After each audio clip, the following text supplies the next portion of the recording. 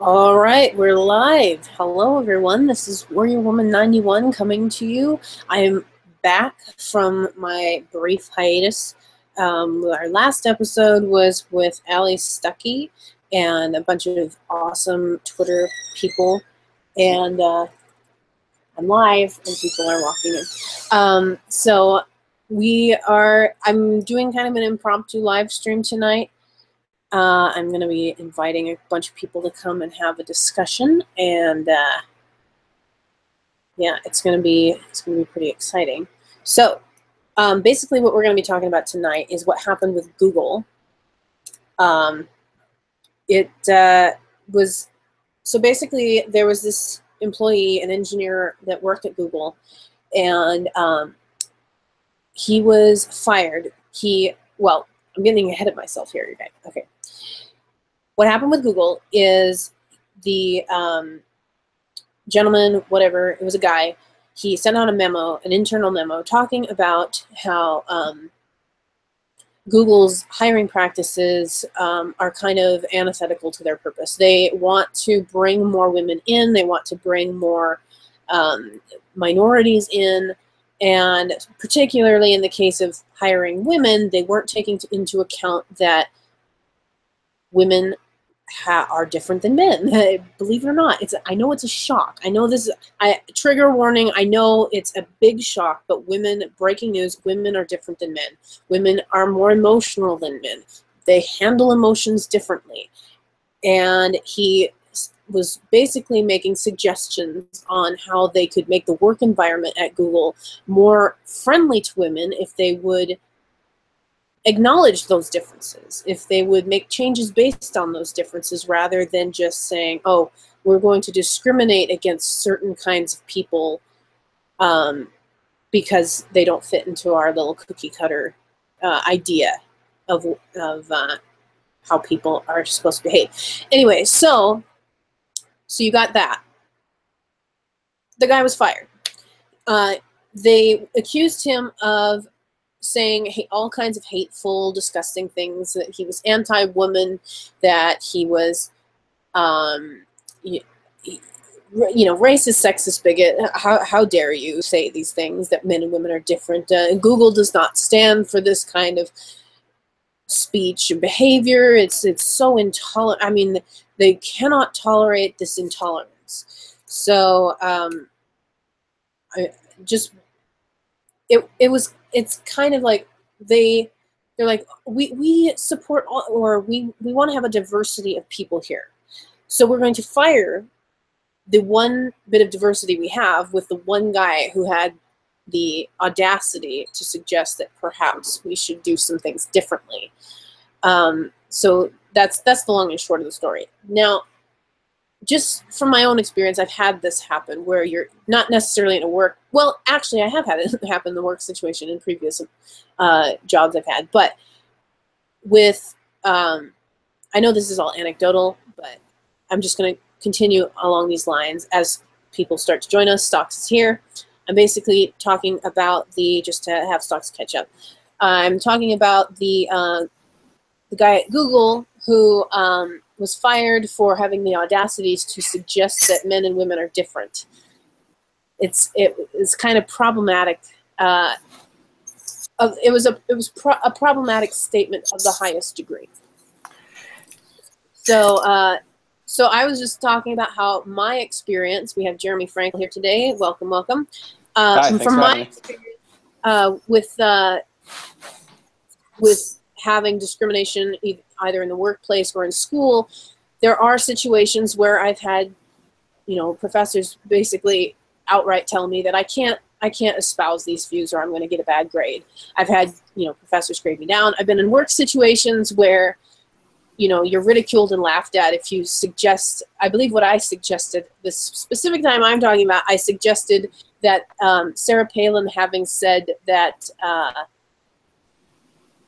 what did she say? That she could see Russia from her house, that actually was a myth, that it was actually a comedian, that her name escapes me, but a comedian actually said that, not Sarah Palin. And so I was laughed at in the workplace for having said that, and I was looked at like I was an alien. Like, what is wrong with you? So anyway, that's just my little anecdotal statement. It's not unusual, especially in the Bay Area, to have employers discriminate based on viewpoint, or to have yourself be in a situation where you don't feel comfortable or free to express your viewpoint. And so I want to welcome everybody here. We've got all kinds of great guests. So just now that we've got people coming in, I've been talking obviously about the Google situation with the guy who was fired for daring to suggest that women are different than men. It's a shocking, shocking turn of events. I can't believe this is unheard of. How dare anybody suggest such a thing? It's uncouth. So since Stock's got here first, I'm going to have him start the conversation. Basically, my question is, are women different than men? And should people be allowed to suggest such things in the workplace?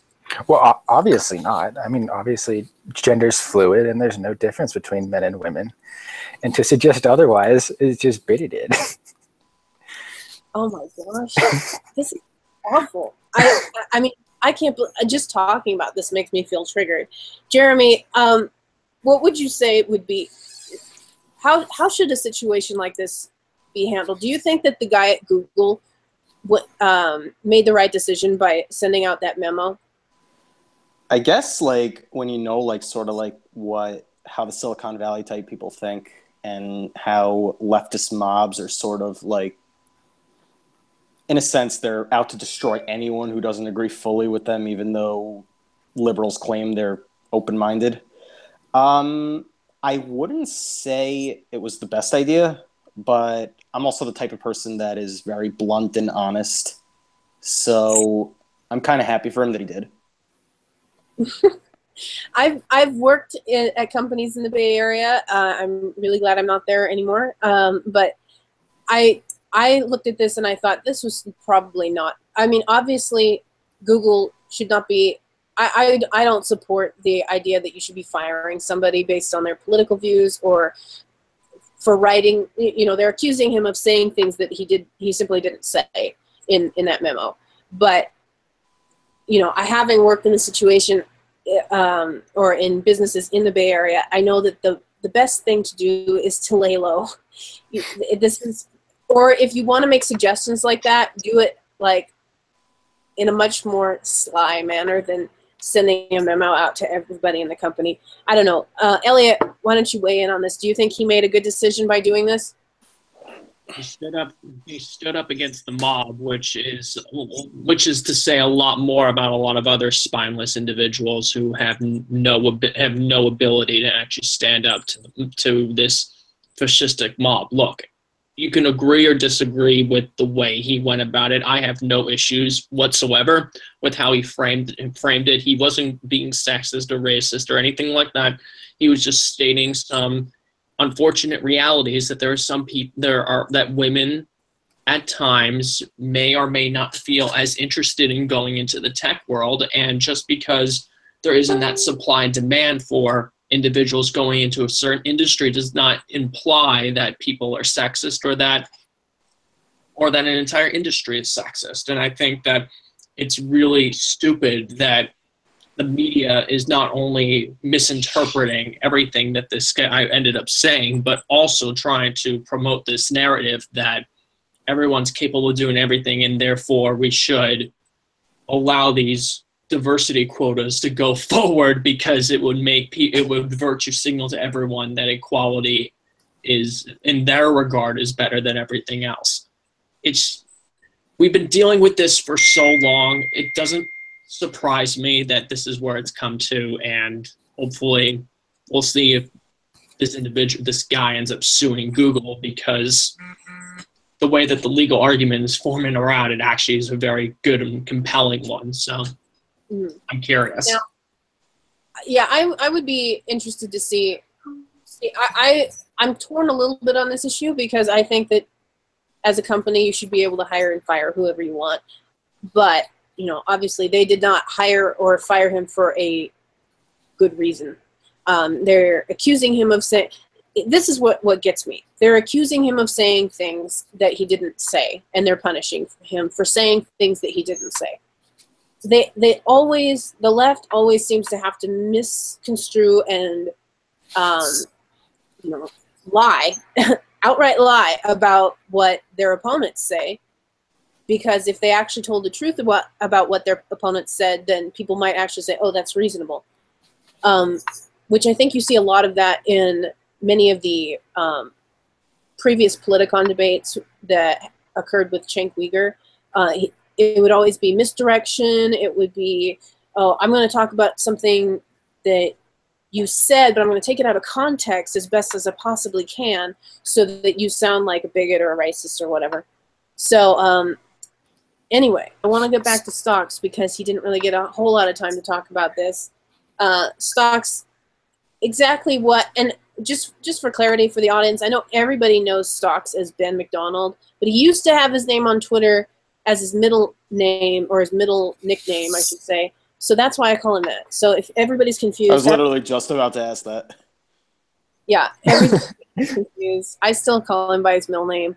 But anyway, so why don't you just weigh in on this a little bit more than, do you think that it would have been better just to lay low, or do you think that there would have been another, I don't know, avenue to make his opinions known in his company without going in this direction? I don't have anything wrong with what he said, because mainly now you see other people, he's getting more familiarity with, so like people know his name now. So I can, while it might hurt him in other jobs, I can see it also helping his career. But I thought the best part of his memo was everyone's calling him sexist, but he literally gave Google suggestions of how they could better incorporate women, and apparently that was super bigoted of him to say, oh, well, here's an avenue you guys to do. Here's some tips on how you could maybe get more diversity without just doing it to fulfill a quota. But yeah, I don't have anything wrong with what he did. I don't have anything wrong with what he did, or with what he said, I should say. I just I just question whether sending out a memo in the way he did. I mean, I'm not trying to excuse Google in any way. I just know how it is to work in those offices. You don't want to rock the boat in that way because it causes a lot of unnecessary strife when you might be able to get your goals accomplished in a more subtle way. I think it all depends on. I think it depends on what his goal was. I think if he wanted to remain with Google, his best avenue probably would have been to not release the memo. But if his goal is just to get the information out there and bring it to light what Google was doing, I think I have no problem with it. Yeah, if it was whistleblowing. Jeremy, what do you think about that? Do you think that he was trying to be a whistleblower? In a sense, yes, but I would also say the guy's not even like a conservative. I mean, like, it's not like he was saying like even like support Trump or something like that. He was just saying like basic facts of, you know, what men are better at, what women are better at, and what would make the company better and more productive. Mm-hmm. So I don't think that anything was wrong with what he said. But if his plan was that Google would act sort of like the lefty snowflake types that they are, apparently, then if he expected that, then yeah, that's pretty much whistleblowing. I mean, like, what else is he going to, what else did he think would come out of it? Yeah, that's basically my take. It depends on what his stated goal was. Was his goal to expose them for sexist practices or whatever it is, or was his goal to make changes within Google? If the goal was to stay within Google, then sending out a memo was probably not a good idea. So we have Cassie Dylan here. I'm so glad she was able to come. I know it's really late on the East Coast, but we're talking about the Google guy who's fired for saying that men and women are different. And Jeremy just said that men are better at some things and women are better at other things. That's like the height of sexism right there, to say that there are differences, that men might be better at some things than women and vice versa. That's just awful.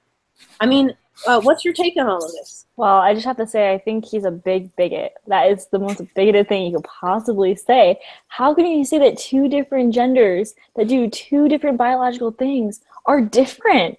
I can have a baby, but you can too, right? We're the same. We're absolutely the same. I can do this crazy thing where I can grow another human being inside of me.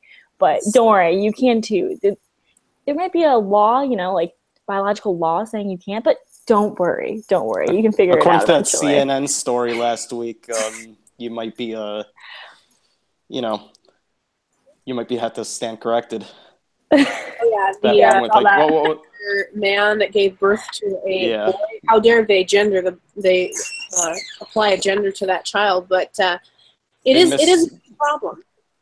Yeah, I think what people are doing is they're taking words that have meant what they mean for millennia, and they're giving them new definitions, trying to change the way we speak, which sounds a lot like George Orwell 1984, if you ask me. So I think it's insane to act like two sexes are equal. I mean, they're equal in their own way. I don't think a man's better than me, but I think a man can be better at me than some things. And I think, hell yeah, I can do things better than you can too. So I actually used to be an ROTC. I was an ROTC cadet. I was in Air Force. And yeah, I used to beat a lot of the men at doing push-ups and sit-ups and running. But let me tell you, most of the girls couldn't do it. So yes, there are differences. Absolutely. I did not know that about you. Yeah, I was in the Air Force ROTC. Yeah, I had no idea. Decided it was better for me to go back in after college rather than during college because this media thing got way too busy. So we'll see if I go into the Air Force after college. That would be super cool. Just so everybody knows, all of our audience knows, Cassie is basically Wonder Woman. She may not, I mean, she's the nicest, she's the sweetest person ever, but secretly she lives a double life as Wonder Woman. I'm pretty sure. You have no idea what Cassie and I have been dealing with for the last 48 hours. 72 hours. Oh my God. Like, I'm not a cocky person. I'm very humble, but no, I am Wonder Woman with a I also don't like swearing publicly, but I have dealt with some shit. Let me tell you. Listen, I am not Jewish. I am a Christian. I have woken up to gas chambers every single morning for the past 3 days. People thinking I'm Jewish. And you shouldn't be sending gas chambers at all. The fact that they're just like, you disagree with me, you must be Jewish. Like, it's like equivalent to the left going, you're Nazi. You have to be a Nazi. I don't agree with you. Like, it's like, don't even get me started on this. It's a rabbit hole. But my principles! Like, oh my God, these people. This is a problem that I've seen, though, now with the fringe elements of both sides are now so polarized that whoever disagrees with me is obviously the worst person since Stalin. We had it during the Obama years a lot with the left. You know, if you don't like Obama, if you say anything against Obama, you are a racist, you hate blacks, you hate everyone. You're just an awful person. And now we're seeing it with some members of the so-called right, which I actually think they're members of the left with different, agendas. There's a difference between progressivism and Nazism, and also there's no real difference between the extreme nationalism of the alt-right compared to the tribalism of the left. I've been saying this for a long time. I think everyone here has been saying it for a very long time.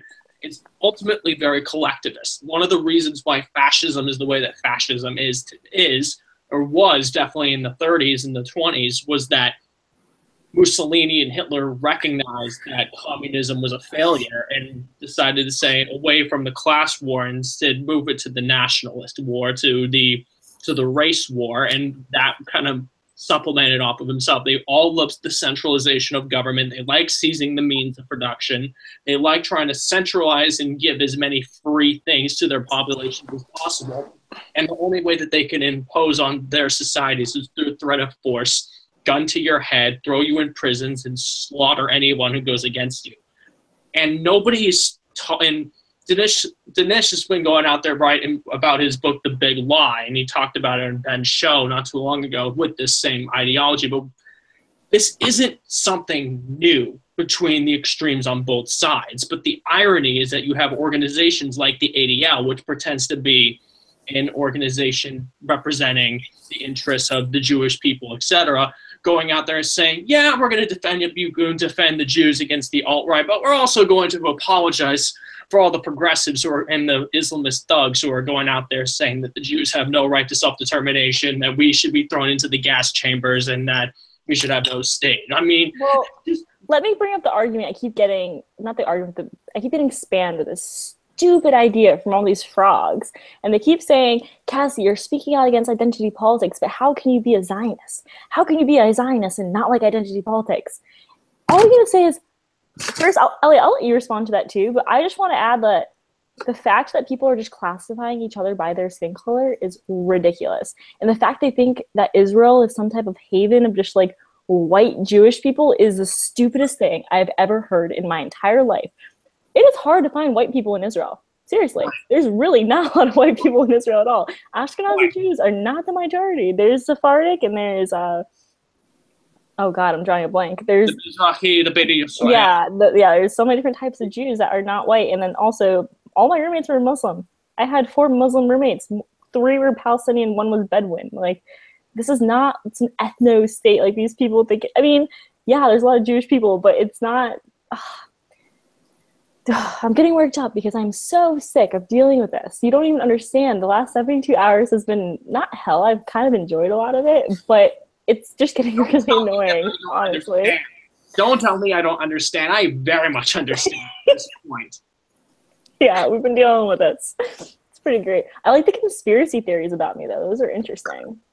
Well, both of us, let's be honest. Is like apparently. I'm Ben's number 2 man. I am Ben's number 2 man, according to the Let me tell you my 2 favorite ones, okay?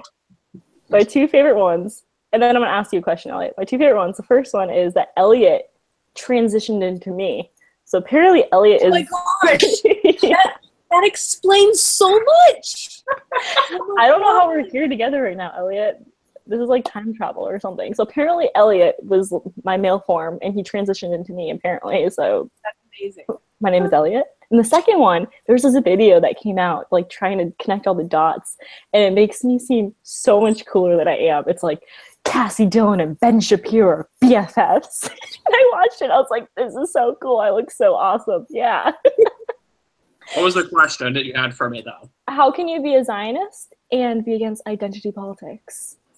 I think there's a significant difference between the quote-unquote tribalistic identity politics that goes on the basis of race versus the basis of nationality. I have no issue with European states protecting their borders, protecting their values and their culture. I stand by that in the United States. I stand by what the British did with Brexit. I understand where the French and a lot of Germans end up coming from, trying to stay away from the multiculturalism that failed. I mean, multiculturalism is great until you have competing cultures trying to impose upon one another from different places. If the minority wants to impose its culture on a nation state or in a population where it's the majority and that's where they are, then that's as much of a problem as if white Europeans ended up going to Europe or to Latin America or to the Arab world and trying to impose Western values on there. Like the whole nation building scheme that the neoconservatives really tried to put forward with Afghanistan and Iraq, that was a failure, and there's a reason why. Mm-hmm. But the difference is that when it comes to issues regarding what the alt-right and what the far left are really talking about, is that they're juxtaposing, or they're trying to mix together this idea that empowerment of individuals who happen to be of a certain classification should be translated into racial and ethnic politics. What about this whole theory that before modern times, there was this time where all white people stood together and they ruled the world together? That's not true. No. I'm Irish. My people were enslaved right alongside African Americans. And if you actually read, I don't like him, but if you read Howard Zinn's book, he talks about the fact that they had to separate the Irish and African Americans because they kept coming together and like starting these communities and interbreeding and rising up against their masters or whatever. So seriously, this is insane to have this idea that all white people were this monolithic group that thought about whiteness back in the day, because honestly, that's not true at all. Every group, every nationalist identity or ethnic identity ends up having their own interests in mind. The Jews always wanted to be left alone. I mean, Jeremy, you can vouch for me on this one as well. We've been wanting to be left alone by every single nation that the Jews have lived in for millennia. As soon as we were kicked out of our homeland in 135 AD, CE, however you want to describe it, after the Romans squashed the Bar Kokhba revolt, we just wanted to find a place where we can live freely and just be left alone. We would be happy to engage in civil society and secular society, but don't screw with us. Like, don't try to mess with us, because all we want to do is leave everyone else alone. We don't want to be scapegoated. We didn't ask to be scapegoated. We didn't ask. Okay, so speaking of countries that are in the news right now, other than Israel, I love that we got the conversation over there, but I want to make sure that everybody gets a turn to talk. Yes. North Korea has had nukes for a long time. I titled this live stream North Korea had, because it may be news to some people, but it's a news. You never know. There's a lot of people. I mean, you'd be surprised at the things that people have told me that they think are real and they're not, or that they didn't know and they should have known. Jeremy, what should we be doing about North Korea? Blowing off steam?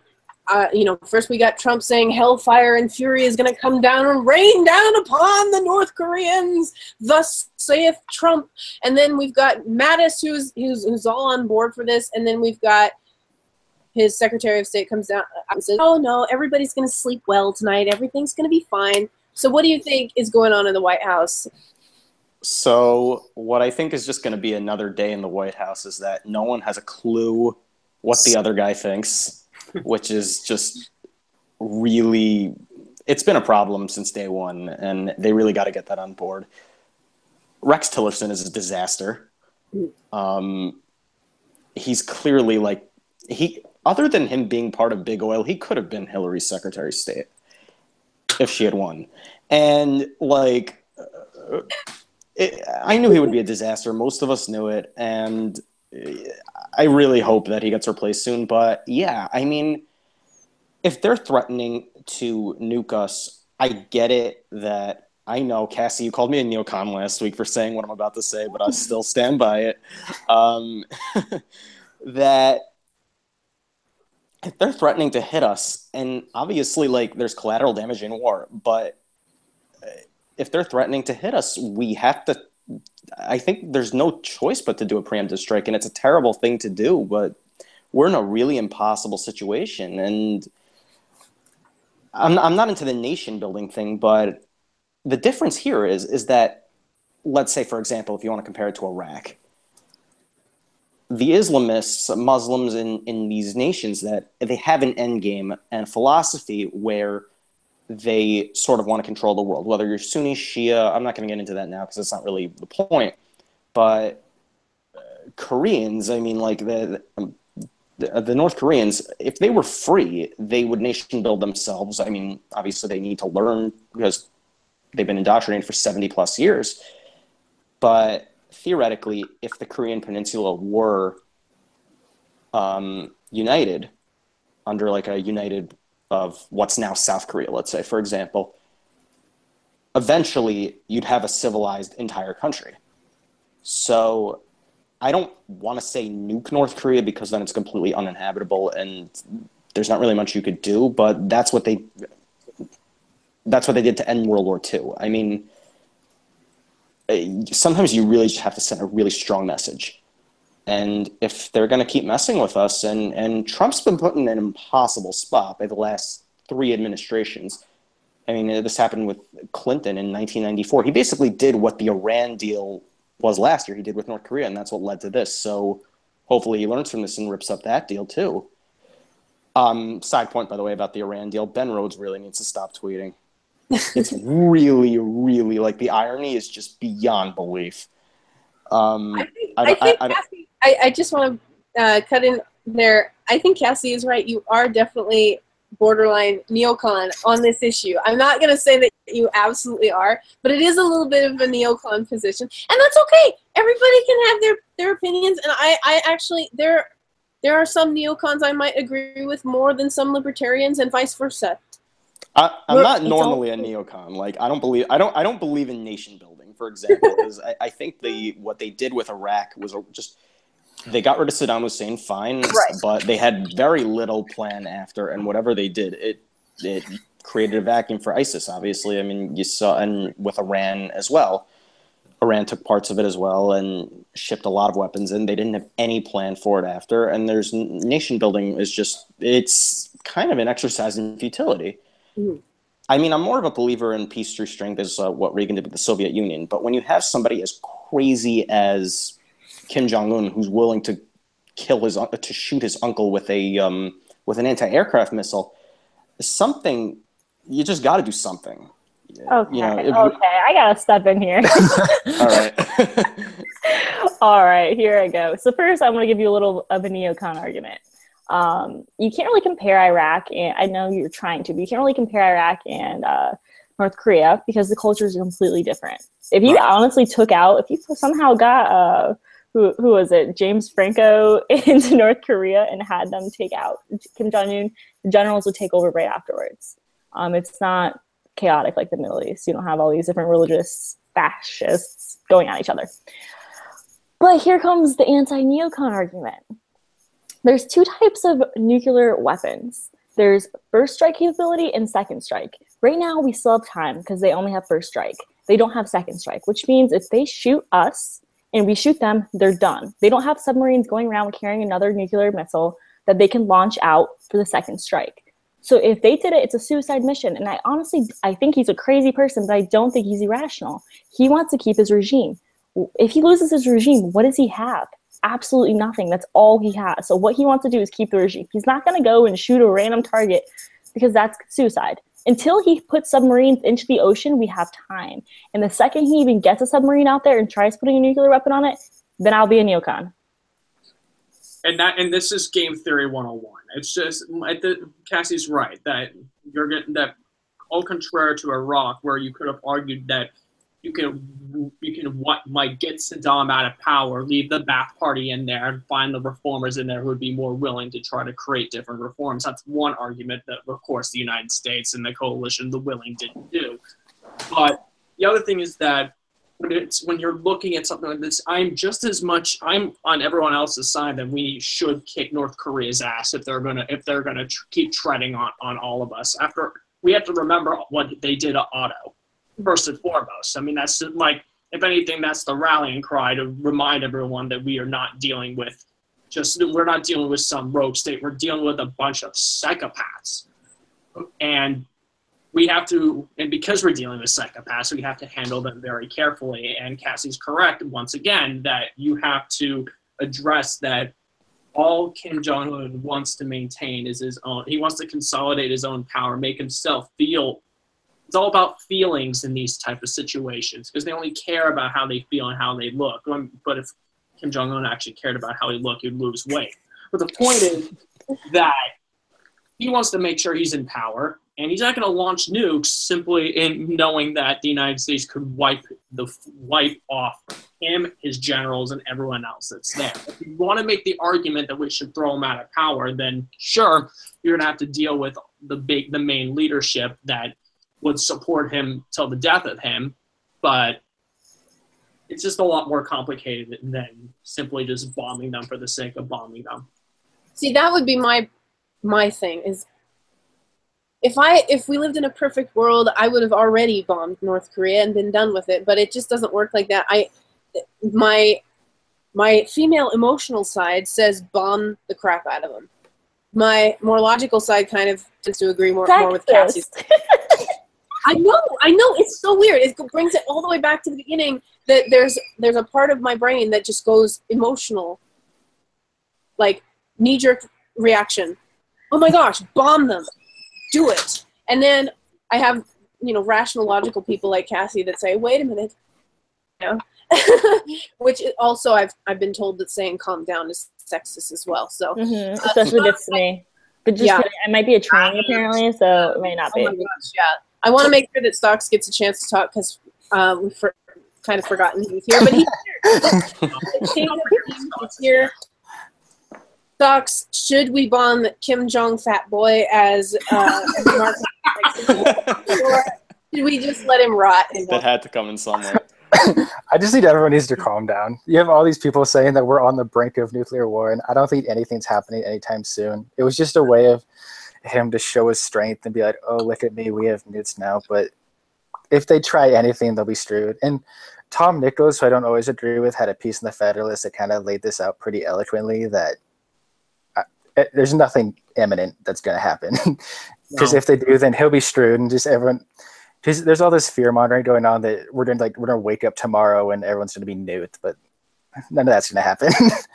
I mean, it's just that the media wants to create the narrative that Trump is trying to destroy the United States, like everything else. It's like, oh, we're not going to come up with an excuse about how he wants to destroy like transgenderism in the military. No, we're not going to talk about how he's going to screw up the immigration system. No, we're not going to talk about the wall and how it's going to destroy everything. Oh, he's going to try killing everybody because of the healthcare bill. Oh my God, he wants to bomb. They want to bomb us. They are beyond parody, and all they're trying, and it's just them trying to make themselves look smart. But we all know that the mainstream media is just a bunch of stupid lying hacks. This whole Guam thing is the stupidest thing I've ever heard. This is not the first time they've threatened Guam. They do it all the time. So everyone's like, oh my God, Guam's under attack. Like, dude, they do this almost like every month. You should see their state media. If you ever like Google it and watch it, it's insane. They talk about this crap all the time. And I think what's happening is the liberal media is blowing it up because you're like, oh my God, you have two fascists fighting, which I've actually seen them equating Trump and Kim Jong-un, which is A, like anti-American, and B, just makes us look even stupider. So way to go, mainstream media. You're siding with the dictator. I do want to point out that this is probably this year. Okay, so the news cycle obviously revolves around elections. This year is the first year of the 4-year news cycle, and it's the deadest year because election's over, midterm is next year, there's nothing that we're prepping for. So, and then you're in the middle of summer, it's the deadest news cycle ever. And so the media in some ways is trying to drum up something. They got to talk about something, and Trump's not tweeting enough. So they've got to find something to cover. And I always find it's interesting that these various news stories that, as Cassie said, they're always threatening Guam. They're always these things that are happening on a regular basis that aren't necessarily covered usually are now being covered because there's no news. There's nothing to talk about. So I think that it needs to be put in the perspective of the news business needs to make money. They need to have a story to talk about. And so part of that, I think, is just that. I think everybody on the panel agrees, except for Jeremy, with all due respect. But everybody on the panel agrees it's likely we're not going to wake up and find that Los Angeles has been nuked. And I mean, more power to you if you need to do that. But no offense. But yeah, we need to get rid of Hollywood. But that's although I will say I love the outrage because it just lets me make jokes about it on Twitter. So right. Nuclear Twitter is the worst Twitter. That was my take this morning. I don't know what's worse, nuclear Twitter or Malaysia Airlines Flight 370. Oh my God! Like, oh my God! It was worse because that was CNN on repeat, like talking about black holes in the sky. Oh my God, that was insane. Does anybody remember about what time that story came out? Because my theory of it being a dead news cycle may apply to that as well. It was. CNN would not shut up. Even the late night shows. It happened in March, and they were still talking about it in like June. Hey, Elliot, there's this guy in the chat room that really wants to ask you a question. So I'll ask it to you because I'm white, okay? So I'm white, and I want to know why you hate me. Why do you hate white people? I don't. That's all you gotta say. Think so. Yeah, he's freaking out. He spammed our chat room. I don't hate people because they're white or whatever race. I hate people when they're stupid. And I hate people when their pictures are cartoon with like flying a magic carpet or something. What is this? He can't even spell Elliot right. He only uses one T. I do that too.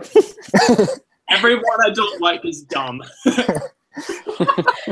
Well, there's your answer, Mr. Billy Joyce. Thank you. So we were kind of waiting around because Aaron Bandler was supposed to show up at 8:30, and I'm not sure if he's still coming. But my two topics were the Google guy and North Korea. So we are going to shut it down. But I just want to, this is especially a question for Cassie. Cassie, should Elliott grow his hair out again? I've never seen what it looks like. What does it look like? Oh my gosh. I told him the other day he should grow it out again. I'll send you a screenshot. Elliott, let's not do that. No. No, people are gonna think you're really trying to transition into me, and I just don't want to deal with it anymore. No, I'm not. For full context, it was my last month in like my senior year of college, and I just did not really get a haircut whatsoever. So my hair what happens is that my hair kind of turns into like a big poof, and I had to like. But it makes you look like a mad scientist. That's why I want it.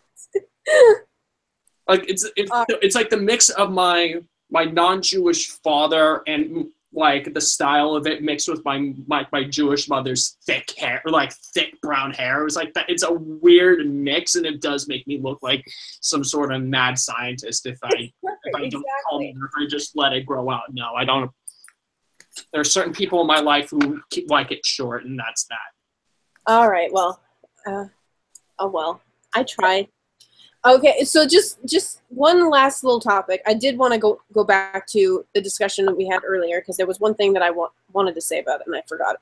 And I just remembered. So Cassie was talking about what it means to be a Zionist. Now, this is not necessarily my area of expertise, talking about Israel. Obviously, I support Israel's right to exist, and I think that should be the mainstream position, believe it or not. Holy Aaron here. He made it. Okay, so I was just explaining what I think it means to be a Zionist. And I'm going to have Aaron answer the question since he just showed up. Wait, sorry, what's the question? Just what's a Zionist? I haven't asked it yet. Oh my God. Okay, a little overeager. Okay. My answer to my question, what does it mean to be a Zionist? Basically, I would say that it means that you believe in the right of Jews and the Israeli state to exist. Now, I know Elliott's going to want to answer that, but I'm going to have Aaron answer that first. So, because he just start with me.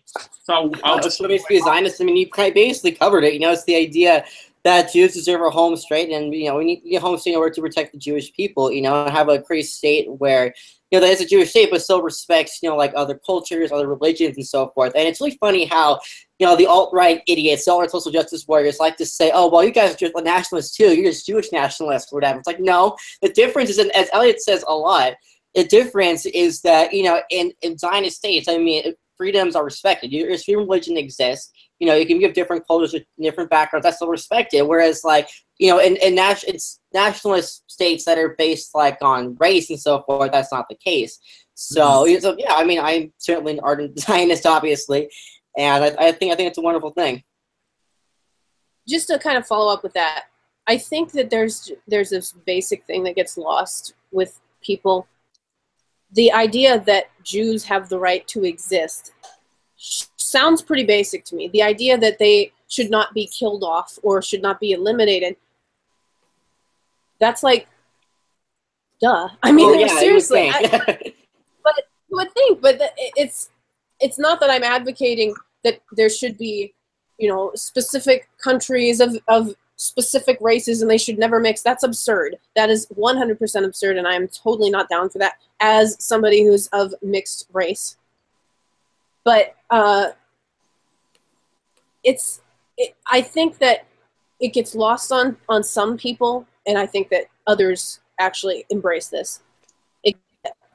My main thing is that Jews have the right to exist, period. Right. Well, and it's also the fact that, throughout most of human history, like, we're always ones that get persecuted, right? We're blamed for, like, everything. Apparently, we run the banks, and we run the media, and Hollywood, and so we're always blamed for everything, and we're always persecuted, but we always, like, every time they try and kill us, it's like we end up, like, coming back stronger than ever. But the point, though, is that because we're always blamed for everything, it's the fact that's why we need a state, right? It's like we need a state to make sure that we can maintain our identity and have basically, like, a safe place, not a safe space, safe place, where Jews can reside, because anti-Semitism is on the rise, in Europe.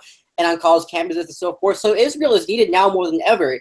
And it maybe it's just coincidental then that Israel is now like more danger than like maybe since its founding. It seems like, you know, with like Hezbollah, you know, is starting to begin the move there on Israel's border and so forth. So that's why there really is a need for a Jewish state. It's what I'm saying. It's like there is an actual legitimate need for a Jewish state. And yes, of course, it has a right to exist. Let me make the Christian argument too. So obviously I agree with everything you just said. Yes, I think there should be a Jewish state. I think Israel is a Jewish state and it should remain a Jewish state. And I think that it's good that Jerusalem is part of Israel because it is, and it should be the capital internationally. But I'm going to make the Christian argument. If you've seen what's been going on with Christians around the Middle East right now, Christians are the #1 most persecuted group in the world right now, and it's insane. Do I want people controlling my holy sites that have been destroying them? Look what happened in Iraq. Some of the most holy Christian sites were completely destroyed. Do I want that to happen in Jerusalem? Absolutely not.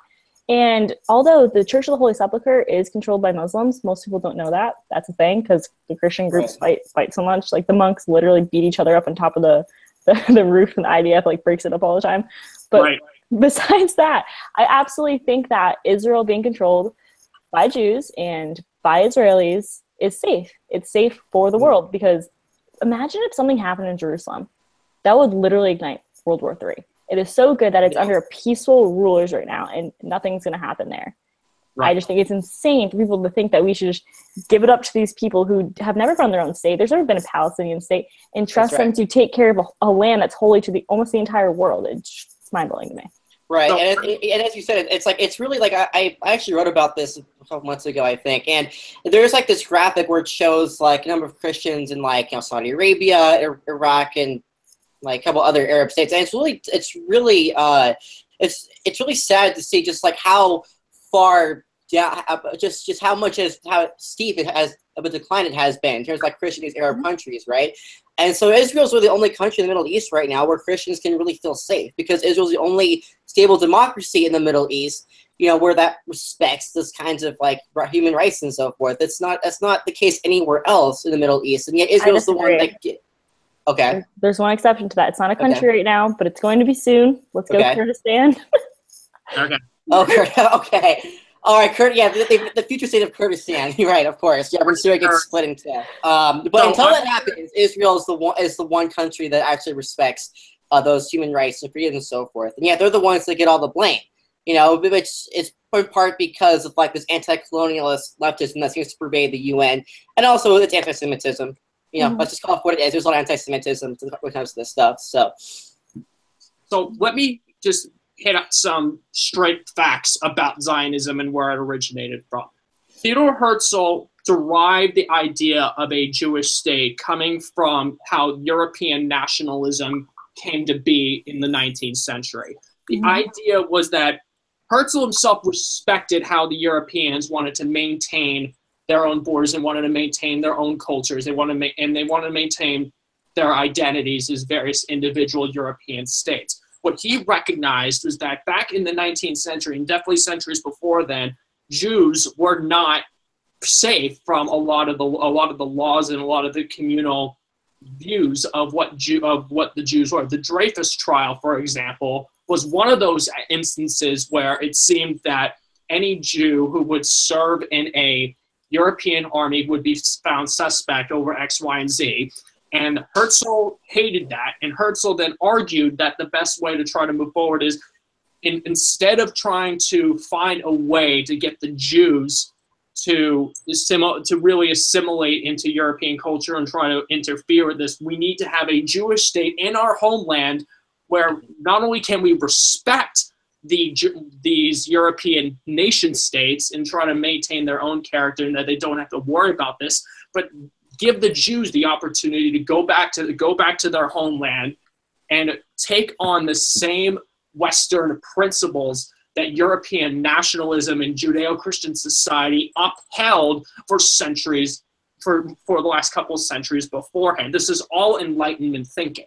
So what people don't realize about Zionism itself is that it came from the same respect that Western intellectuals had for nationalism and for nation building within their own borders. And by that extension, any Zionist has to respect not only the territorial and nationalistic integrity of European states, they also represent those of Arab nations. We recognize that from the San Remo Conference and all of the different mandates, the Sykes-Picot Resolution, and Weizmann-Faisal, and everything else that came along with it, we recognize, just as much as we recognize European nationalism, that the Arabs absolutely have the right to their own nation states as well, to be self-determined in their own way. Whether they want to be democracies or not is up to them. It is not our business to do so. What we keep saying is allow the Jews to have a chance to uphold their own values in their own homeland, and do not tread on us in the same way that the Europeans, and I'm going to say this clearly, that the Europeans used to do en masse in the 19th, 18th, and 18th centuries, compared to what the Arabs do predominantly more so against the Jews in the 20th century and the 21st century.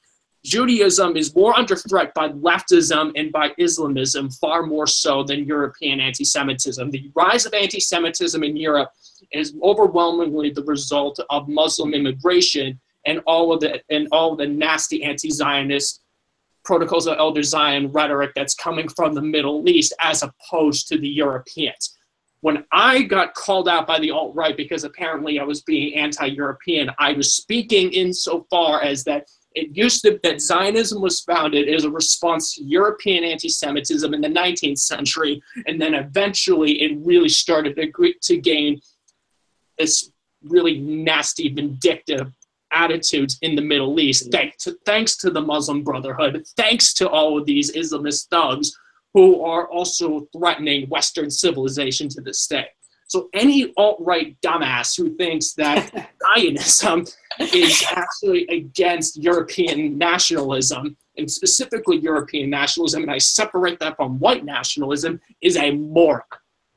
Full stop. Okay, I want to make sure that some of the other guys get in here too. I have Jeremy, to go, but okay, I'm glad I signed off there. So, all right. Out with a bang. Ending on a mic drop, epic. All right, Jeremy, can you explain your take on Zionism, and try, if you could, like, define it for somebody who is not a Jew or who is not about, the need for a Jewish state? How would you define Zionism? What I would say is that Zionism has suddenly is decided that that was weird. Sorry, something played in my phone.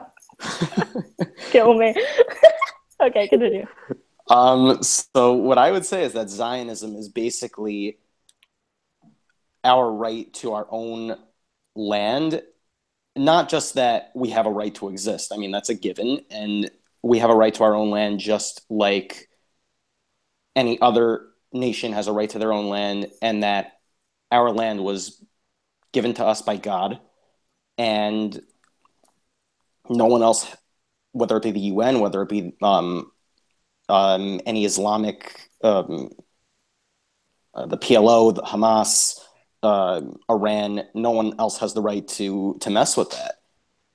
And I mean, it says it straight out in the Bible. I mean, like, if we're with God and we perform His commandments, Israel will never be attacked. But if we veer off, we'll have that strife. And it's in their charter. The Islam. I mean, it goes back to Ishmael and Isaac. It's been a battle ever since then. There's never been. Of course, there are individual cases here and there, but there's always been a battle between the Muslims and the Jews from then. I mean, if you think about it this way, Jerusalem is never mentioned in the Quran, not once. I believe that the Dome of the Rock, I believe it was that Muhammad had like a dream or something that he was just there, and that he flew up to heaven. But I don't believe that he ever actually visited Jerusalem. It's depending on who you're talking to. I mean, I haven't really talked to anybody about it firsthand. I have read some stuff, but I admit that. But that being said, the Palestinian people, they're not a people. I mean, like, It's actually funny now that I think about it. I saw this book recently, the history of the Palestinian people. Basically, this guy did a Michael Knowles. It's a completely blank book. Oh yeah, I saw that. They took it off Amazon because they got like threatened or something. But the point is that anybody who knows anything about like what Palestinian history is, everybody who thinks about it, the first Palestinian, Yasser Arafat, was Egyptian. I mean, the whole thing is fake. I mean, like, if you read the Bible, Palestinian, it was the Roman, when the Romans kicked the Jews out and destroyed the temple, they built their own temple to whatever god they worshipped. I don't know what that would be, on the Temple Mount where the Dome of the Rock is now. Well, they call it the Philistine. They say Exactly, Palestine to the Philistines, which obviously in the Bible, if you read the story of David and Samuel and all that, it talks a lot about the wars between the Philistines and the Israelites. So that's what they say it comes from, which is ridiculous. They were always a thorn in the Jews' side throughout the entire Bible, pretty much. There's always some, every generation in the Bible, there's always something having to do with the Philistines, whether it be like a war, whether it be just some other weird story. The King David and Goliath is probably the most prominent one. But yeah, they named it that in order to basically erase any Jewish history from there. And so that being said, anybody who's willing to believe and to buy into it, and there are a lot of Jews who do this too. I mean, like, I loved Elliot's tweet today about the Anne Frank Center, that like it embarrassed. Yeah, you always have the best tweets when it comes to those things. I mean, like, I retweet you constantly. Hope you're okay with that. But I'm sure he probably is. Oh, where'd he go? You kind of left like a few minutes ago. I did not notice. Oh, either way. But yeah, there are a lot of Jews who believe that by, being a doormat, that and like this whole two-state solution thing, that there will be peace. There was never peace. Muhammad killed, basically when he killed a lot of people, like when he was spreading Islam. And a lot of people don't know this. Most of the people living in like the Saudi Arabia, now present day Saudi Arabia, a lot of them were Jews that were expelled from by the Romans. A lot of them moved down south to where present day Saudi Arabia is now. And there will never be peace. In Hamas's charter, they want to have the land between the river and the sea, which means the entire Israel. I mean, like, they don't even try to hide it anymore. I actually wrote a piece today for the New Americana, which talks about the fact that Bibi Netanyahu, he finally kicked Al Jazeera out because they were inciting violence. I mean, like, they're part of the Muslim Brotherhood. They're funded by the Qataris. And I have yet to hear of a single Muslim nation that is even, like, remotely, I guess you could say Egypt somewhat, but what other Muslim nation has any kind of friendly relations with Israel? And there's a reason for that. And yeah, I was gonna say Jordan. Maybe. Jordan, not even really so much anymore after that metal detector thing. Much, yeah. They're clearly with Abbas. I mean, and like Abbas, he was like one of the masterminds behind the Munich terror attack in the 70s. I mean, like, all they live for is to kill Jews. So the fact that I'm a Zionist, and yeah, I'm a little bit hawkish on this too, but I think that, like, you're such a neocon. Oh my goodness. I know, I really am. I really, really am. He's a neocon. I want to bring up another point. You're talking a lot about how the biblical feuds between not necessarily the Muslims, the Palestinians and the Israelites, but I'm actually reading a book right now, and it's called The Tripoli Pirates, Thomas Jefferson, The Tripoli Pirates. It's by Brian Kilmeade, the guy in Fox and Friends. And so I just started reading it. I'm like halfway through. And it talks about how they're trying to debate whether they're going to go to war or not with the Barbary pirates, because they were just like jacking all of our ships, and they were like making us pay these bounties and stuff, and we were paying them even though they were like way more money than we even had. And there was a point where Thomas Jefferson wanted to go to war, which Mr. Libertarian, yeah, he actually wanted to go to war. John Adams said, if we go to war with he called them the Muslims, he's like, if you go to war with the Muslims, the war will never end. And the book is kind of arguing that like that was the first war and we're still fighting that war. I don't know if I necessarily agree with that, but it's interesting if you look at our founding fathers struggle, which is very similar to what's going on nowadays too. Right. I mean, I would argue that in a way we kind of are, because it's all rooted in the same sort of like Islamic Sharia supremacist ideology. Because that's basically what's the main problem with the Middle East is that Islamic supremacist ideology. I mean, that's what the PLO is. That's what Hamas is. I mean, it really, Hamas and ISIS really aren't different from each other, other than just like they're like first parties. Like ISIS wants to hit us first, whereas like Hamas just wants to like eradicate Israel first. But they both want the caliphate. They both want to kill the Jews and all that. Until we realize that we're not going to get anywhere in the Middle East, and that's why, you know, as Jeremy said earlier, it's like the two-state solution is not viable. I mean, you can't have. I mean, two-state solution is basically saying that you're having another terror state there. That's what it is. I mean, the Palestinian Authority, like, they fund terrorists. I mean, they give stipends and pensions to terrorists. It's actually it's like 10% of their budget. It's required by law. And they, you know, when they're called out on it, they just say, screw you, we're going to do it anyway. So I don't know how you can possibly have peace with a state that does that. So it's not possible. I mean, what Israel should do, and they're probably not going to do it because the U.S. keeps like putting in the two-state solution box. What they should do is exercise the legal authority there in Judea and Samaria and say, all right, this is ours now. And you know what? I think a lot of Palestinians would actually be okay with that, because as much as so many Palestinians, are maybe opposed to Israel as a state and to hate the Jews and so forth. I mean, the thing is that they like Israel's democracy better, because under Israel, at least they would have rights. Whereas under the Palestinian Authority, they don't. Because there are many, I mean, it's basically, in addition to being a terror state in so many words, I mean, it's also a kleptocracy. And many, like, journalists and businesses are shut down and don't comply with the boss's whims and so forth. So that's why so many polls, like 2/3 or like 3/4 of Palestinians, respect Israel's democracies and think that it provides a better democratic society than what the Palestinian Authority does. So, it's really unfortunate that we keep having like presidents who keep buying into the two-state solution box, because otherwise I think Israel would just do it. But because Israel is so tied to us monetarily and so forth, they're kind of hamstrung in that regard. 100% agree. Yeah. All right, so we're gonna have to start wrapping it up. But just real quick, we have two people that were not only at Politicon, but they were at that beautiful, wonderful, glorious debate. And I want to give this because he hasn't really gotten to talk very much.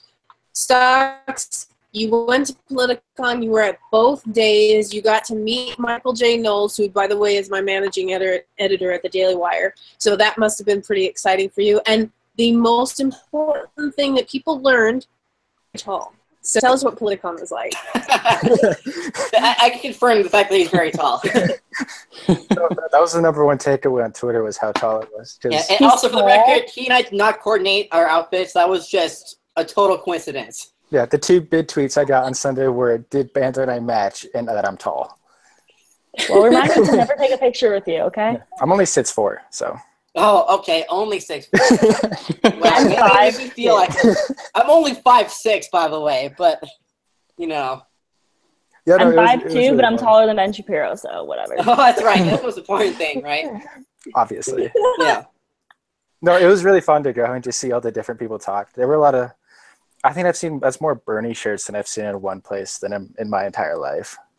But yeah, and the main hall was sponsored by CNN on Saturday and MSNBC on Sunday, so that crowd was there. But then on Saturday it was fun because you kept messaging me to make sure I went and got a picture with Michael Knowles.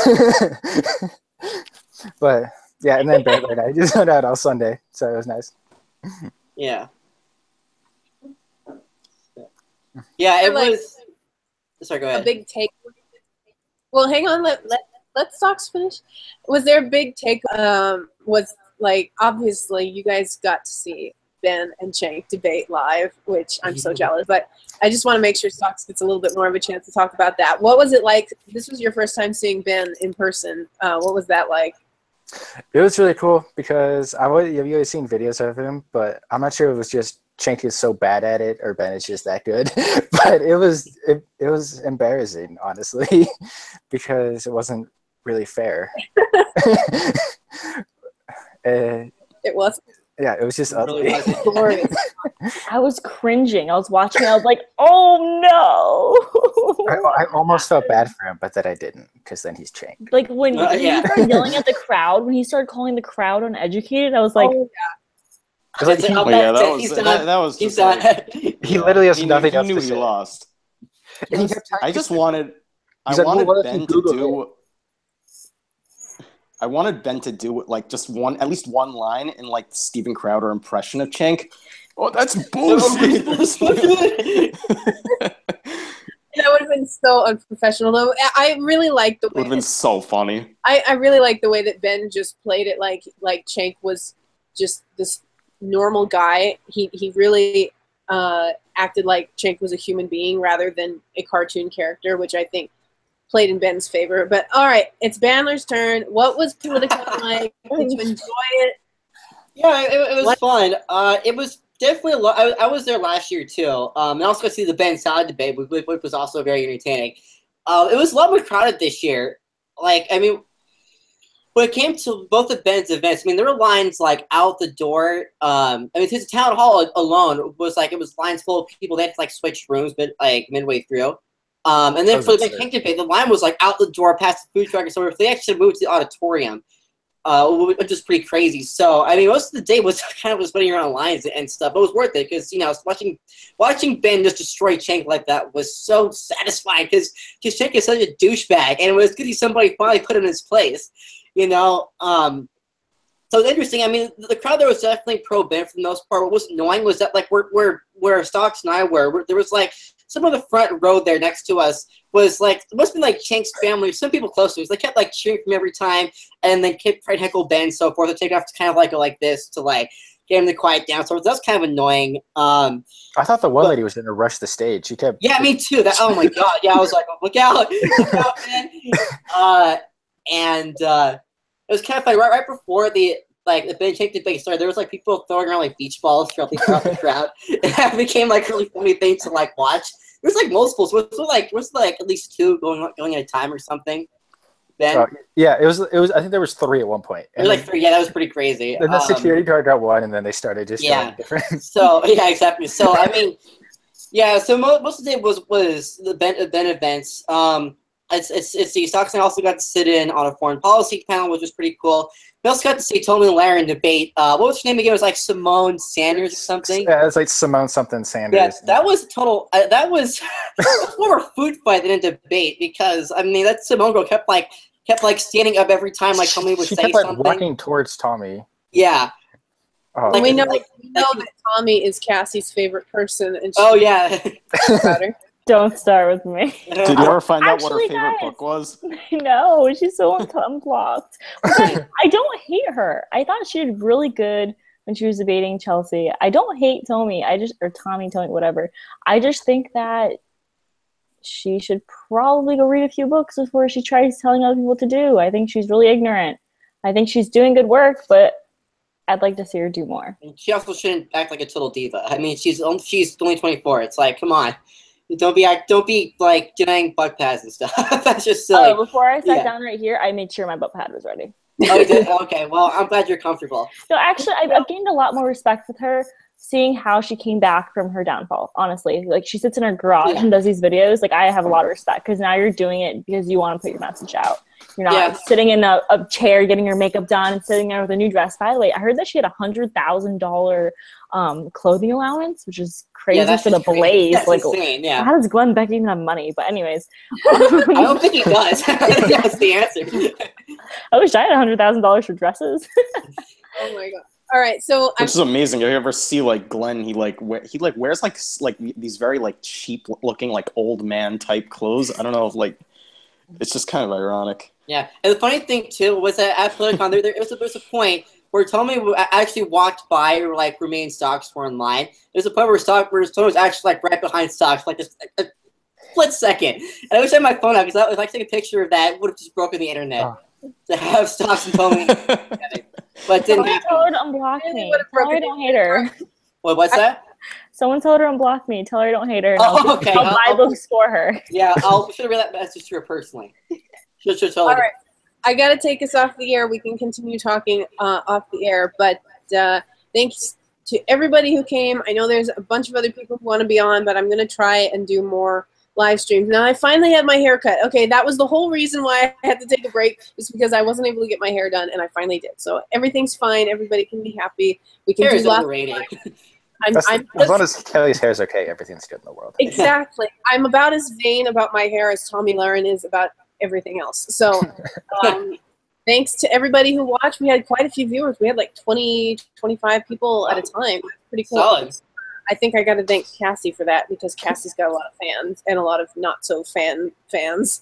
I know, we're getting trolled right now. Like, the chat room is so awesome. This Billy Right. guy. We're going to go off the air, guys, and we're going to continue this discussion off the air. So thanks to everybody who watched, and I will see you guys next time. Oh, and real quick, I've got the All Josh episode coming up on August 20th. Hopefully.